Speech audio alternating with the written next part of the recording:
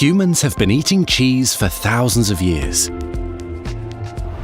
An edible 2,000-year-old cheese was once found frozen in the Siberian permafrost, and a 3,000-year-old cheese in an Egyptian tomb. Today, there is a huge variety of cheese types. Each has its own special taste and characteristics, but they all consist mainly of protein, actually casein, and fat. What differs is the production method. Here we will focus on the production of so-called semi-hard cheeses, such as Edam, Havarti, Gouda, and Emmental.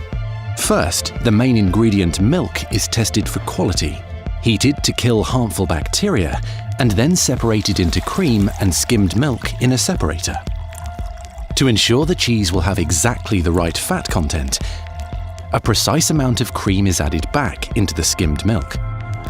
This process is called milk standardization. Now let's start the actual cheese making. A vat, a special tank for making cheese, is filled with the pre-treated milk, and then starter culture and rennet are added. The starter culture, which contains non-harmful bacteria, gives the cheese its special aroma. The rennet, which is a set of enzymes, makes the milk thicken or coagulate. Rennet used to come from the stomachs of calves, but today it usually comes from special bacteria or yeast. As soon as the milk has the right level of coagulation, it is cut up with knives. This breaks it up into curd grains, which are solid, and whey, which is liquid.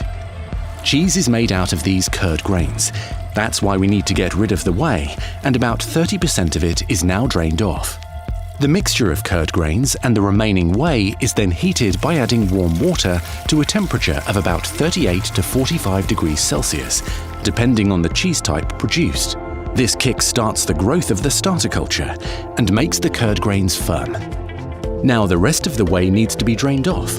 This is done in a Tetra Pak casematic system, consisting of 2 buffer tanks, where the mixture is now pumped to, and a draining column, which also pre-forms the cheese. Here's how it looks. The mixture of curd grains and whey is fed from the buffer tank into the column from the top. As it travels down the column, the whey is drained in 3 perforated sections at different levels.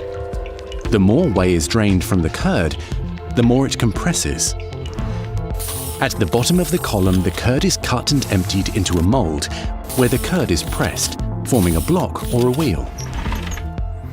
This shapes the cheese, squeezes out the remaining whey, and creates the rind on certain cheese types. Next, the cheese is placed into salt water, also known as brine, for between 12 hours and 3 days, depending on cheese type. This adds flavor and preserves the cheese by preventing the growth of harmful bacteria. Now we've reached the final stage of the process, ripening. This gives each cheese its unique flavor, texture, and aroma. Gouda, for instance, first ripens for 10 days at 10 to 12 degrees Celsius, then at 12 to 15 degrees Celsius for up to 3 years.